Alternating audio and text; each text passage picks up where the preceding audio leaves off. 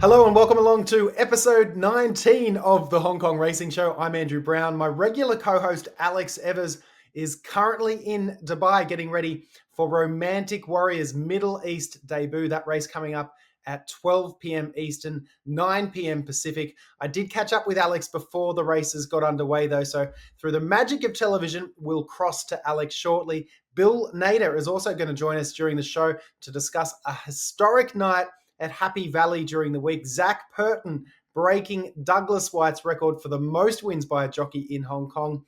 We'll also find you a winner or two at Sha Tin, but firstly, let's cross to Alex. Alex, what have you? Are you enjoying yourself over there? Look at it. Yeah, it's been incredible. This horse has taken me places I never thought I would get to go. Yasuda Kanen now in Dubai in January.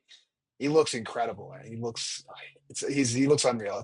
One of the best I've seen him look. So we'll see. We got to spend some time with him at the stables, in the quarantine stable, and watch him graze and get a bath and just stuff that you're not normally getting to see in Hong Kong, the way things work there. And he just loved every bit of grazing out there. It was really interesting to see him just be a horse and see how much he enjoys his travels. And much like myself, it's work, but it's an enjoyable work.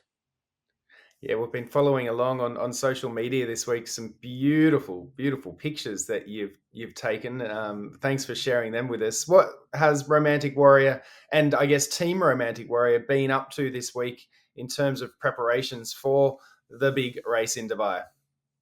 So they let him gallop over the turf course on what would be Tuesday morning. I'm still kind of time traveling a bit here. And Yeah. J Mac was aboard and he went really easy. He looked like he got over the ground really well. It looked a bit softer than I was kind of expecting. I was expecting it to be rock hard firm, and it still is firm, but it seems like it's going to suit him very well. And he was happy, moved well, ears pricked the entire time. His travel mate, Romantic Charm, not quite the horse that Romantic Warrior is, and a little bit less enthused, but he's got his buddy. And then this morning he was out here on this, Thursday morning. He's got out with the pony, which I haven't seen him with a pony before. He was really not keen, but he was like very full of himself on Wednesday morning. And so the pony just kind of kept him calm. And he's looked incredible every morning. His coat looks well.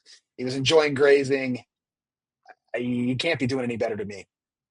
Awesome. How would you assess the confidence in the Romantic Warrior camp, Alex? And is there a sense that measured time is the only one that could possibly put up any resistance? And there's some other nice horses in there as well. The other Godolphin entry, he's got some talent too. They seem very confident, very calm. You don't really sense any stress from the camp. But at the same time, he's not 100% keyed up. This isn't the ultimate goal. So you don't want to say it could be like the Turnbull Stakes. But again, this isn't the goal to win the Jebel Hatta. It's the Saudi Cup if everything goes well here. And Mm. then we'll see what happens, with those two races if he decides to go to the World Cup or if he's going to run on the turf in the 1800 Dubai Turf. Measured time, he's a really nice horse. And we got to see him run at the Manhattan Stakes at Saratoga for the Belmont Festival there. And he ran really, really well. Beautiful horse by Dabawi. He had that track record setting performance last out here. And so, at least to me, he's got every right to maybe take a step backwards, whereas Romantic Warrior should be maintaining form and he's got the right barrier. He's done really well out of barrier one. He seems like he either draws barrier one or barrier seven nearly every time he runs. And smaller field with his tractable speed. Again, he should be right there. Everything should go his way. You mentioned the Saudi Cup as his next assignment, assuming everything goes well, in Dubai on Friday. A couple of his Saudi Cup competitors also lining up in Dubai on Friday, Laurel River and Carbacan. Have you seen either of those out there whilst you've been at track work during the week? I've seen Laurel River the last two mornings, and he looks incredible. He looks really, really well. And again, in the United States, we don't see a lot of horses make it to their 7-year-old season, especially as a full horse who's not been gelded. So to see him fully matured and his body's big and his energy's positive, he looked incredible this week. And I don't know first up if he's going to run because again that same thing like a Romantic Warrior. It's not his goal to win this race. It's the Saudi Cup and then the Dubai World Cup. But he's looked really well and. Pat was out here with him, and he's very confident in him. Track work rider looked confident. He ears pricked the entire time. He looked the best I've seen him look as well. And I didn't get to see him train last time, but this time better than he looked in California when we'd seen him in the past. As far as Kabir Khan, he's over at a training center, so I didn't get a chance to go over and see him. But I'd seen Right. some videos from some friends that did get to go over and see him. He looks like a little spitting image of California Chrome, and much like Chrome, where he got better as he aged a little bit. I Yeah. think, and from what I've heard from Michael Adolphson, who we had on last week, he said his coat and his size and his body is filling out, and he looks literally like California Chrome in his 5-year-old season. So you'd expect him to run well. And All right, then, before we move on to Hong Kong last weekend, what's your prediction for Romantic Warrior? Wins by how many lengths? wins, but I don't know if it's by open lengths. Okay. I think he's gonna win, but length, half a length maybe. Much like I would say, much like Yasuda Kanen. I could Okay. see a finish kind of like that. All right. Well, we're all going to be looking forward to watching Romantic Warrior, and of course, we'll have a full review of his performance on the show next week. Now, before you got to Dubai, you were lucky enough to be in Hong Kong for last weekend's Group Ones, the Centenary Sprint Cup and the Stewards Cup. Let's start with Voyage Bubble, who defended his crown in the Stewards Cup, winning the first leg of the Triple Crown in absolute style. What did you make of the performance? As advertised, kind of as we spoke on the show last week, with that tactical speed and his ability to get out of the barriers well, place himself, Yeah. avoid pace issues, avoid trouble. Like, he's a very nice horse. He's got a little bit of that romantic warrior to him, right? Where he uses his tactical Mm. speed early and he travels so comfortably, and he's getting better as he gets older. I thought the result was pretty much what we expected. I tried to get cute and beat Galaxy Patch for second, but he just came running, and he's just at equal weights. He's just not as good as Voyage Bubble at this point, but he is a nice horse to his own right. And then I look back, Andrew, what we said last week when we were talking about the prop bets, right? We were joking about the time, the track record. It was 3.25 lengths, so maybe a 3.5 or over underline would have been flawless. But for a second there, it looked like he was going to win by 5 lengths, geared down. And again, in track record time, like, that horse is incredible. And the ride that Purton gave him, it looked like an American dirt rider. Like, he broke super well and he just used his speed to get to the front and then let him settle and relax. And he's an incredible horse. And I just can't wait to see more of him. And if he stays sound and healthy, he's going to be really hard to beat. And in fact, a lot of the other top sprinters in Hong Kong are kind of looking to avoid facing him, which I would too, because he looks unbeatable the way he runs. Kai Ying Rising, of course, who we're talking about. We moved on to the Centenary Sprint Cup, and yeah, it was an absolutely phenomenal performance from Kai Ying Rising. I think once again David Hayes describing him as a bit of a freak after the race, saying best sprinter that he's certainly ever been involved with, and potentially the best horse that he's ever been involved with, which is saying something, because David Hayes has had some incredible horses over the decades that he's been training in Australia and Hong Kong.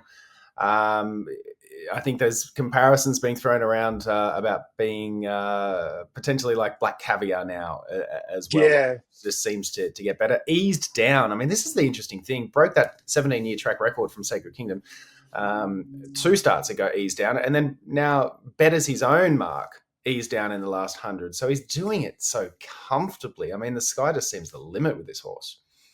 Yeah, and look, the thing about maybe potentially going to the Everest, and that seems like it's been a talk from the Yeah. Hayes camp that they want to go over there, and the brothers, his sons are over there, and they could potentially take care of him. But we got talking this morning, and it's a chance that he could go over after the Hong Kong season and go in August and have some time over there to acclimate. And the only thing I would worry about with that trip is if the weather comes up soft and the ground comes up really heavy that Yes. time of year, which it can happen right in the springtime. You would know way more about that part of the world than I would, and we don't know how he could travel over it. And the way he runs, he looks like a type that would appreciate it firmer going than a heavy course.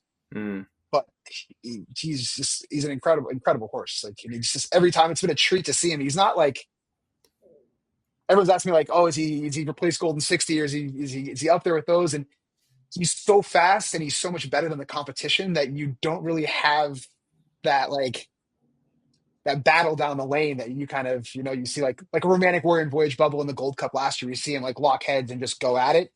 He's just in another world than these other horses. And again, those Black Caviar comparisons, David Hayes was like, when he was giving the talk to the media, he wasn't like overhyping the horse, and he was not trying to put him in the same breath as Black Caviar, but he was saying that all the similarities and the similar types of things that Black Caviar was able to do, this one also kind of has those qualities. And if he can stay healthy, he's got a ridiculously bright future.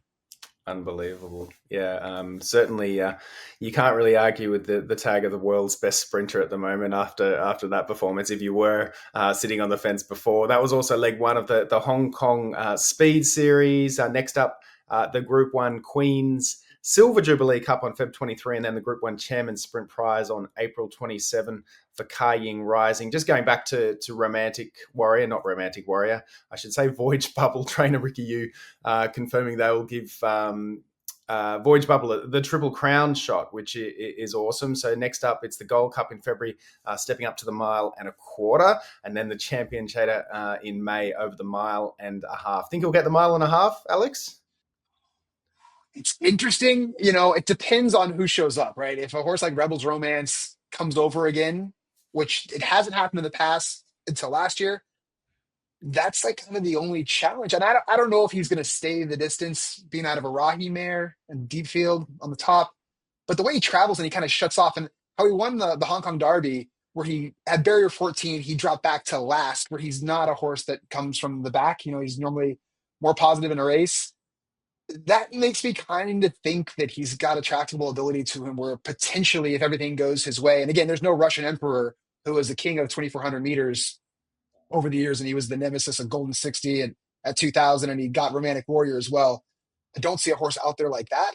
So, if everything goes his way, which it could, again, he struggles around the left-handed corners, United States type of, was it clockwise, counterclockwise? I shouldn't even bring that up, but I don't know off the top of my head. But around the left-handed bins, he hasn't been as successful. So I do appreciate that they're keeping him in Hong Kong and they're going to try for the Triple Crown. And I thought if Romantic Warrior had decided to stay, it would have been interesting to see if he could have done it too. Because when he lost the champion and Chater there, Purton rode him. He went to the front, and he's not normally the type that goes and carries the pace like that. So I don't know, but it's exciting. Hong Kong's got so many good horses, and they're traveling the world now, and they're really exposing everybody else to the product in Hong Kong, and it's incredible to see and really fun horses. They've got some pretty good jockeys as well, Alex, and I bet you're crossing your fingers and toes that Zac Purton may have just left one more winner to go to allow you to get back to Hong Kong next weekend to capture that historic moment that ended up happening at Happy Valley on Wednesday. I'm not gonna lie, I fired the races up on the VPN here, and I was watching them, and when he tied the record, the scenes were incredible with Douglas Whyte and him ringing the bell together. And I had a couple mates text me, and they're like, "The last race is where he's going to get it. The last race is where he's going to get it." And I'm watching the races, and I'm not gonna lie, I was rooting against him. I was hoping that John Sizemore got over the top on him, but when he broke out of the barriers and he was sitting there third behind the speed, and he gave the horse every opportunity to win the race, I kind of knew I was in trouble. I was actually looking at flights to see if I could get home or get back to Hong Kong a bit sooner. I was supposed to land on Sunday at 10:45, and it would have been close to make it for the first race, but looks like I don't have to worry about that, and I sadly missed it. All right, Alex, before I let you go, we need a winner or two at Sha Tin this weekend. The feature race on the card is race 3, the Paris 2024 Paralympic Games Hong Kong China Team Celebration Cup, which was a bit of a mouthful. We see the Golden Scenery has been racing against better and should find this a little more to his liking. Carries the top weight. Number 3, Karma, a horse Alex has picked successfully at a previous start and has a great turn of foot. Number 4, Sunlight Power, Zac Purton back aboard, will be running on late. And number 6, Voyage Samurai, will appreciate a better post in a smaller field. There's the all-important speed map on your screen. Alex, who do you like in this contest over the mile on the turf? It's interesting because I've actually picked a couple of these horses over the season, and that's kind of what the great part about Hong Kong racing is, right? Because you get to know the horses if you follow it closely. And here, I'm going to go with Voyage Samurai on top, and hopefully that the pace is a little bit more friendly to him this go. And I'm going to go with Karma to run second and Flaming Rabbit to run third. I do like Karma, but I'm just afraid he might get a bit too far back, and there might not be enough pace on for him to run into. But he's a nice horse in his own right, and Sam the Taylor will be going absolutely insane if he wins. What about you, Andrew? What are you thinking here? Yeah, I'm actually going to go with Sunlight Power. I think it's a good sign that Zac Purton's back on Yeah. board, and he rode Voyage Samurai at last start. So I'm going to lean towards Sunlight power. He's going to be running on late. There could be a little bit of speed, but you never know with these smaller fields too, right? It can get a little bit muddled. But I've got him on top. Your selection, Voyage Samurai, in for second, and I thought Yellowfin to run third. What about a best bet, Alex? You got a best bet for the card at Sha Tin on the weekend? Yeah, best bet. I'm kind of going back and forth between Gorgeous Win and Full Credit. And again, like the Mm-hmm. horses that I'm liking are kind of on pace horses. But I think if I was back home and I had the ability to make wagers here, I would probably put those two together in an exacta and see who the best horse is and let them kind of sort out on the race course there. You got anything special there, Andrew, for a best bet? Or are you going with one of the races we kind of covered already?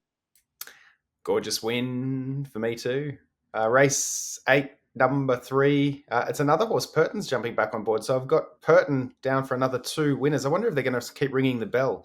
We might have to ask Bill about that. Danny Shum trainee. He actually won on his seasonal debut this season. So Zach knows the horse and was bridesmaid to Raging Blizzard at his last couple, but can certainly make amends here. So I know you like Gorgeous Win as well. I do. Alex, very jealous of your escapades So this last week or so. Looks absolutely fantastic. Have an awesome time covering Romantic Warriors, Dubai debut, and Middle East campaign. Exciting that you're there once again to witness really history with one of the world's best horses. yeah, I'm a little disappointed that I was so close to getting Zach's record breaking win there, and it didn't quite work out. I actually texted him and I was like, "Hey, bud, I'm gonna be there for your 2000th." So that's the new goal right there. But no, it's incredible, and I love Golden 60 so much, and like I said, he's my COVID horse, and he kind of kept me going through all that. And now Romantic Warrior is kind of the one who's taken me to places like could only have dreamed of and seen in video games. So we'll see where he goes from here. But it's an exciting opportunity out there Friday to make some pictures and hope he wins. I really do. He looks incredible and can't be doing any better. So everything goes his way. He should be right there. And then on to the Saudi Cup. Fingers crossed. Thanks, Alex. We'll catch up with you soon. Time to welcome in Bill Nader to the show. Bill was, of course, an executive at the Hong Kong Jockey Club for more than a decade, now the president and CEO of the Thoroughbred Owners of California. Bill, I wanted to talk to you about Zac Purton's incredible achievement. He's now Hong Kong's winningest jockey after breaking Douglas Whyte's record at Happy Valley during the week. Can you put this incredible achievement into context for us? Well, look, I know Zach has been in the news for quite a while, chasing this great record, and yeah, it's quite an achievement. I think for people that aren't really familiar with Hong Kong racing, to here in America, 1,814 wins, it probably doesn't really register because you have jockeys here who have won, as many as 10,000 plus races. But in Hong Kong, with racing 2 days a week in a maximum of 88 days a year, and back in the early years of Zach, it would have been something like 75 days a year. Then it went, to 78 and then to 83 and now to 88. But the opportunities are somewhat limited relative to what we know here in America or what people might know in Australia, where there's so much more racing available. And also the field sizes in Hong Kong. Like when you look at American racing, average field size would be 7 point something. In Hong Kong, it's 12 point something. So,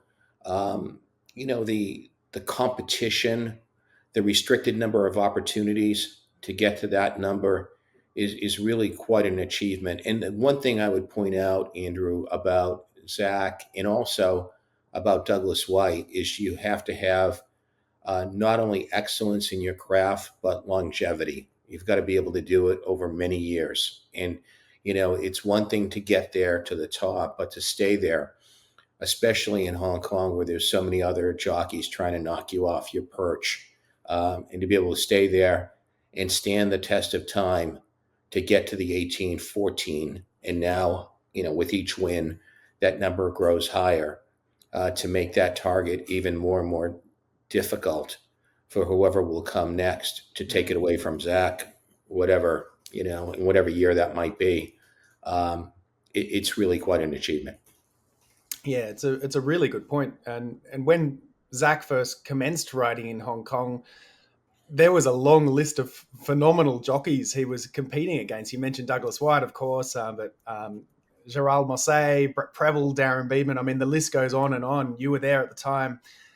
How long did it take people to realize that there was a young prodigy in town when you think back to Zac's first winner in 2007?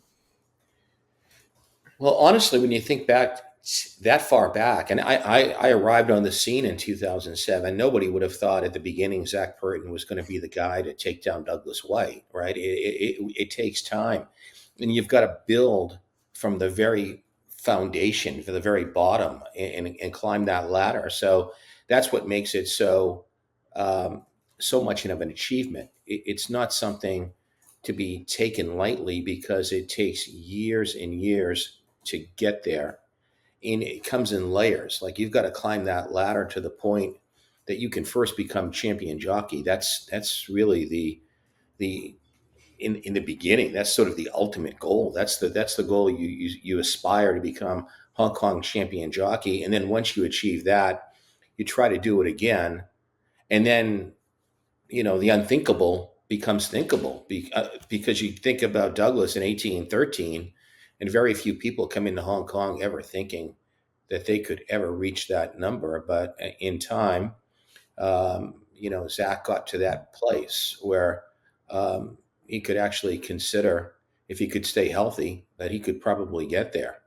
The one record that Douglas Whyte still holds that will, in my view, never be broken, and Douglas will literally, hopefully, live a long and healthy life and go to his grave decades from now.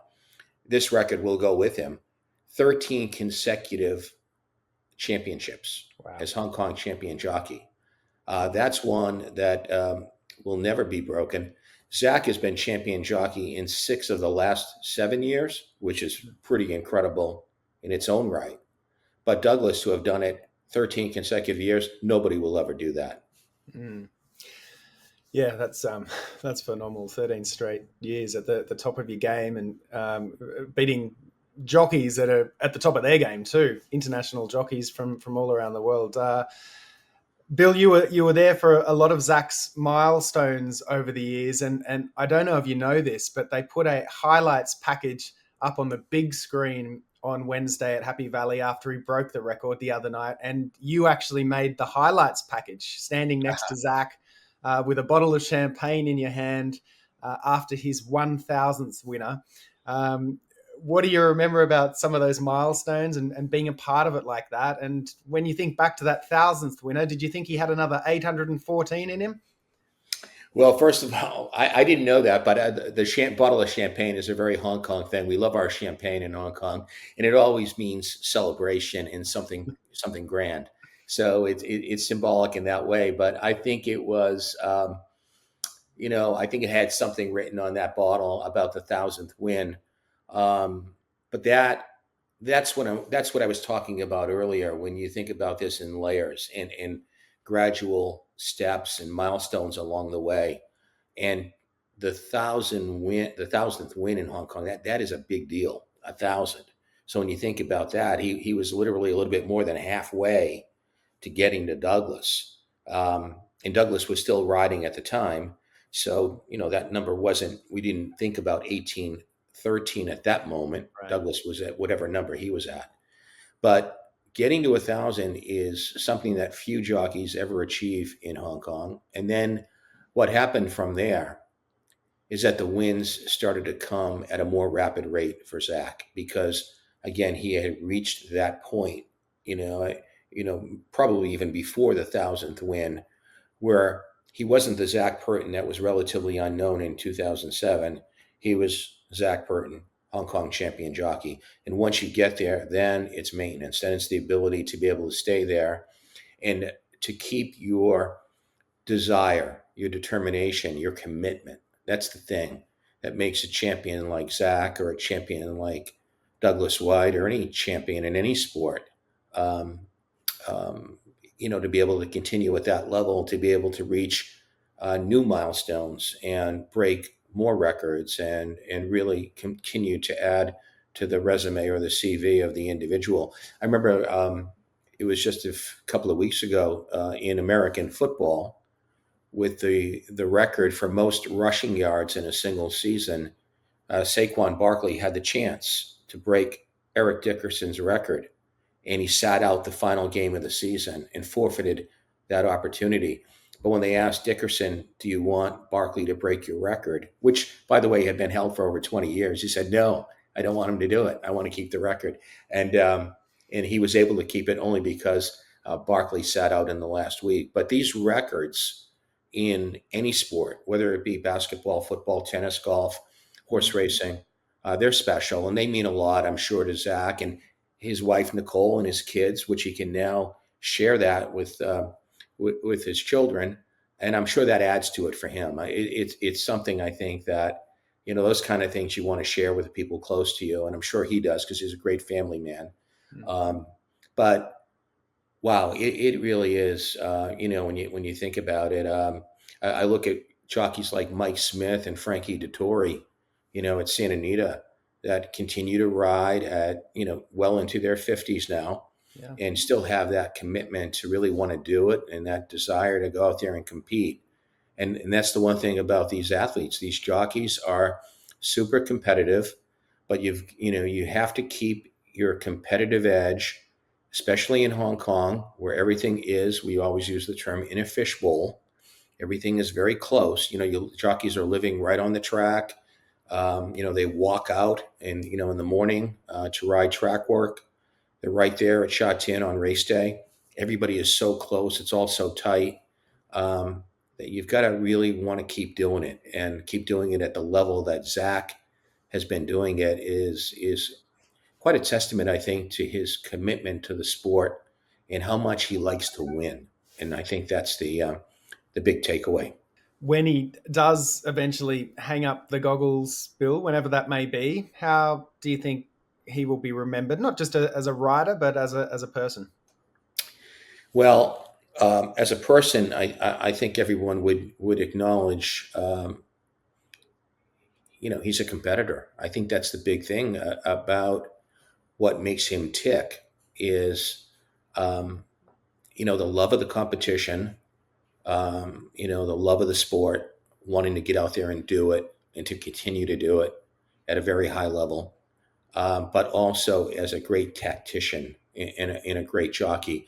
Not just, and I've said this about him many times, and I would probably say the same about Douglas. It's not just their God given ability and how they hone their talent to become not just great, but not to be complacent and always, to try to continue to raise their game, but also the mental preparation and all the preparation that goes into um, competing at that level. I know he would, in the off season, he would take a couple of weeks and kind of cut loose and enjoy himself, and then he would come back and pay the price because he'd be a little bit heavier, have to get down a riding weight, but then it was game on. And when it's game on and the season kicks in, you just have to be in that zone, both mentally and physically, and you do it year after year. And so that's why, I salute him. I mean, I think, and everybody recognizes that road is it's a difficult road, but when you have the ability that he has and you have the commitment that he has, you're going to get those kind of results. Bill, the question on everybody's lips now is what happens to the bell? Do they wheel it out for every card now at Happy Valley and Sha Tin and give it a ring after every Zac winner? Because effectively, every win now is another new record. What happens to the bell, Bill? Take us inside the inner sanctum of the Hong Kong Jockey Club executive meeting. What That happens to would, the bell? that would be easy. If I was sitting in that meeting, I would say we retire the bell. We never hear the bell again. The only time you hear the bell, I think we've sort of discussed this, is inside the Purton household where he's taking a nap and his kids just drill that bell and wake him up or something like that. I mean, that's now, with the record, um, the bell moves from Happy Valley Racecourse right into his flat. And that he owns it now. I'm sure his son Cash, will enjoy giving it a ring from time to time. But I think Zac mentioned on a interview that we had with him a couple of weeks ago that if he does get it back into his flat, he might somehow remove the whatever you call that thing that makes the No, sounds no, no, anyway. no. That stays. That stays. There should be an audit check of that by the Hong Kong Jockey Club security team every 2 weeks or so, and he should be fined if he's removed that. That's great. All right, but well, thank you so much. Actually, before I let you go, you no doubt would have watched the Centenary Sprint Cup last week. One of Zac's rides, Kaying Rising. What did you make of that performance? It's what I thought about immediately was that he didn't deliver that type of performance on December 8th of December on at the HKIR. He won, but he won not the way we thought he might win, but what he did in the Centenary Sprint was what I was sort of hoping he would do on Hong Kong International Race Day. But the fact that it came in the next start in January, I take nothing away from the horse because if nothing else, I think that race to me that would be the best sprint performance of 2025, and we're only in the first month of the year. I'm not sure any sprinter can top that single performance. It was incredible.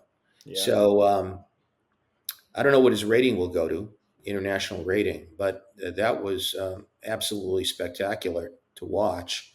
And he's an exciting horse. I mean, there've been, as everybody knows, the great sprinters that have graced the turf in Hong Kong are many. And now here's the next one. Here's the newest one, and he's something else. He is really, really a world-class sprinter, the best in the world. And his future is, wow, exciting. He's going to be fun to watch. That race was, I watched it over and over again because it was just jaw-dropping. And the fact that he's doing it eased down over the final half furlong is just phenomenal as well. I think the only horse that could possibly better that performance in 2025 will be Kaying Rising himself in another race, perhaps. Yeah, sort of like Zac breaking his own record. Yeah. The only one that can eclipse Kaying Rising is Kaying Rising. Yeah, I agree. Yeah. Bill, thank you so much for your time. Really appreciate it, and it's been great to talk about Zac's achievement and what he's been managed to do in an incredible career in Hong Kong. Great jockey, great man, great being with you. Thanks to Bill Nader for joining us, and that wraps up another episode of the Hong Kong Racing Show. Thank you for joining us. Make sure you tune in next week for a full review of Romantic Warrior's Middle East debut in Dubai and all the other great news and racing action from Hong Kong from the previous week. We'll, of course, always look forward to the following weekend and find you some winners at Sha Tin as well. We'll see you next time on the Hong Kong Racing Show.